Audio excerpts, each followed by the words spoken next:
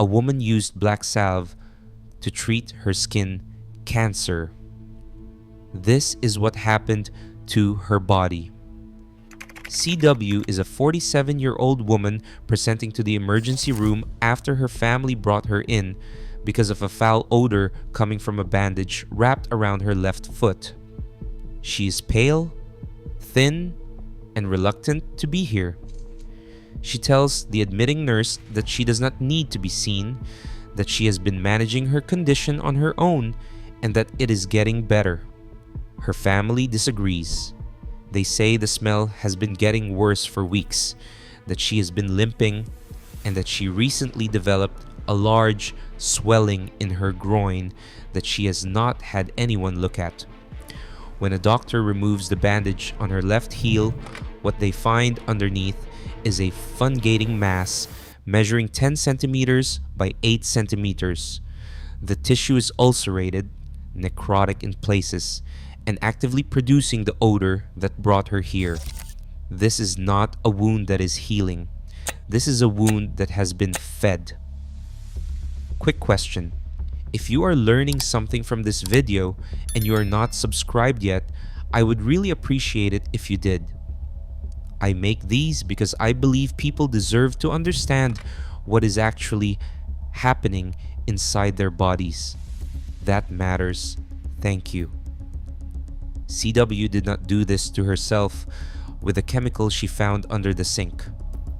She did it with something that was recommended to her as medicine, and she believed deeply that it was working. Several years before arriving in this emergency room, CW had noticed that a mole on her left heel had started to change. The mole had been there since birth, coin-sized, flat, unremarkable. She had lived with it her entire life, but in recent years, it had begun to grow. The edges became irregular, the color darkened unevenly. CW lived alone. She had distrusted doctors since childhood, and when the mole began to change, she did not see a dermatologist. She saw a homeopathic physician. The recommendation she received was to apply Black Salve. Black Salve is a paste sold under various names, often online, and marketed as a natural treatment for skin conditions.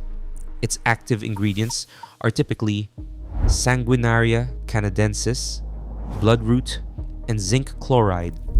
Together, these form what is called an escharotic agent.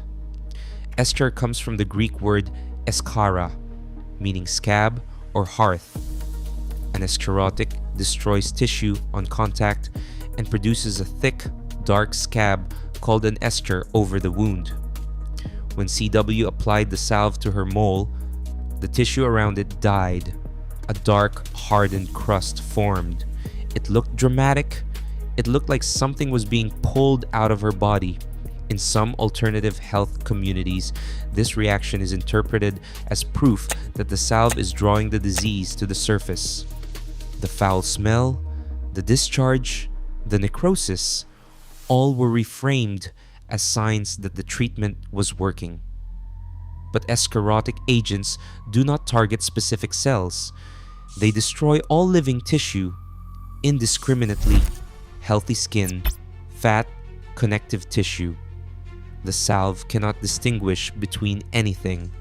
It burns whatever it touches. The resulting eschar is not a sign of healing. It is a chemical burn. CW continued applying it. The wound deepened. The smell got worse. She believed this meant it was pulling more illness out. About 1 month before her family brought her to the emergency room, she noticed a large mass in her left groin. It was firm, roughly the size of a softball.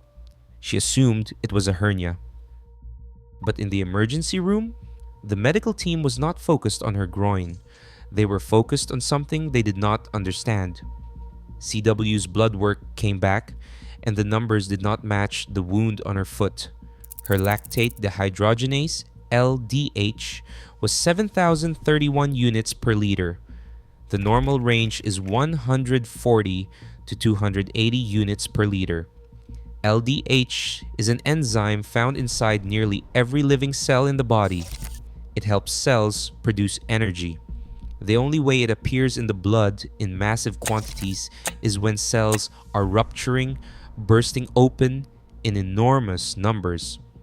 A localized wound on a foot, even a severe one, does not produce an LDH of 7,031. That number means cells are dying throughout the body. The medical team needed to understand why. Her sodium was 126. Normal is 135 to 145. This is hyponatremia. Hypo meaning low, and nature referring to sodium, emia meaning presence in blood. Her potassium was 5.6, elevated.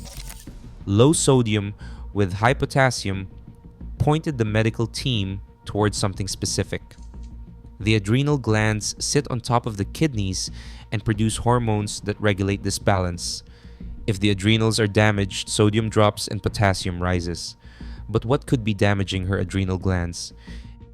And then her uric acid came back at 18.9, nearly 5 times the upper limit of normal. Uric acid is a breakdown product of DNA. When cells die in massive numbers, the DNA that spills out gets metabolized into uric acid. Combined with the lactate dehydrogenase result, these two numbers told the same story. Something inside CW was destroying cells at a rate her body could not process. The debris was building up faster than her organs could clear it. But a chemical burn on a heel does not do this. A foot wound does not cause adrenal failure. The numbers on her blood test were describing a catastrophe happening throughout her entire body, and the wound they could see did not explain any of it. The medical team ordered a computed tomography scan, and what they found changed everything. CW's lungs were riddled with diffuse nodules, multiple pulmonary emboli, blood clots in the arteries of her lungs were present, likely triggered by a process known to activate the clotting cascade. Her liver was filled with innumerable lesions. Both adrenal glands had been replaced by masses, explaining the sodium and potassium imbalance. The softball-sized swelling in her groin was not a hernia. It was her inguinal lymph nodes packed with tumor. And deep in her abdomen, behind her intestines, there was a retroperitoneal mass measuring 11.4 centimeters. It was so large that it had displaced her aorta, physically pushing the largest artery in her body out of its normal position. The diagnosis was stage 4 melanoma. Classification T4, B, and 3M1C, the most advanced staging possible.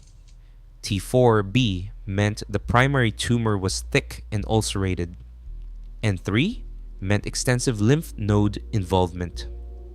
M1C meant distant metastasis to organs with elevated LDH, the worst subcategory. The mole that CW had been burning with Black Salve for years was not just a mole, it was a melanoma, a cancer of melanocytes, the pigment-producing cells in the skin. And melanoma does not stay where it starts.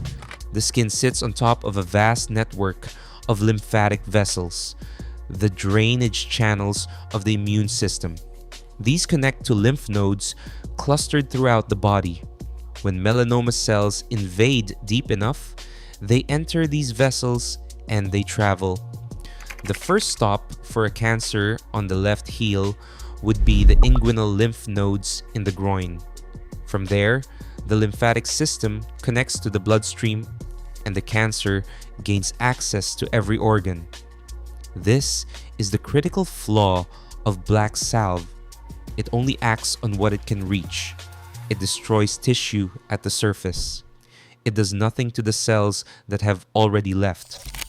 While the escharotic was burning through the top of the lesion, producing the dramatic scab, the smell, the discharge that CW interpreted as the disease leaving her body, the actual cancer cells were traveling beneath it, entering her lymphatic system and colonizing her lungs, her liver, her adrenal glands, and her retroperitoneum. The salve was destroying the visible evidence of disease, while the invisible disease spread unchecked. CW met the criteria for severe sepsis. Her necrotic heel wound was seeding bacteria into her bloodstream on top of the cancer. The medical team recommended intravenous antibiotics. She refused. She believed the medicine was making her worse. This was not defiance for its own sake. She was a woman whose entire framework for understanding illness had been built outside of the system, now trying to save her. Every instinct told her that what doctors offered was harmful, and nothing in this emergency room felt like safety. Eventually, she agreed to take oral antibiotics instead. She also accepted pembrolizumab, an immunotherapy agent that works by blocking PD-1, a protein on immune cells that cancer exploits to hide from the body's defenses. Pembrolizumab releases that brake. In earlier stage melanoma, this class of drug has changed survival rates dramatically. But it needs time, and it needs a body that can tolerate the response. CW's body could not. The disease was in her lungs, her liver, her adrenals, her lymph nodes, and wrapped around her aorta. Her organs were failing under a tumor burden that had likely been spreading for years. 32 days after admission, CW died of multi-organ failure and encephalopathy. Her brain was overwhelmed by toxins her failing organs could no longer clear. Melanoma is one of the most treatable cancers when it is caught early.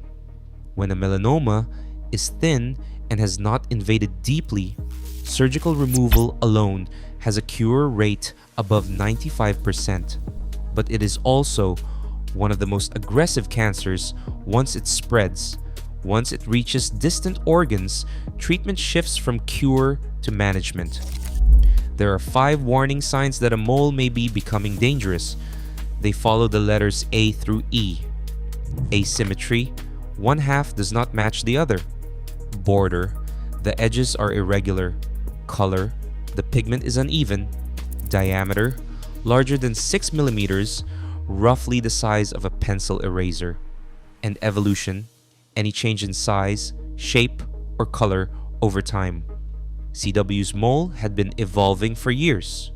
It was on her heel, a location easy to miss, and statistically associated with worse melanoma outcomes because it is caught later.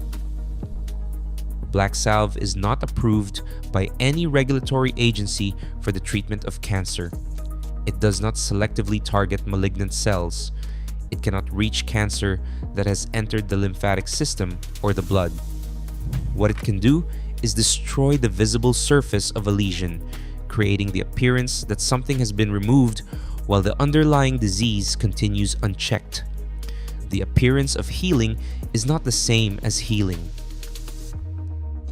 Thanks for watching. Take care of yourself and stay safe.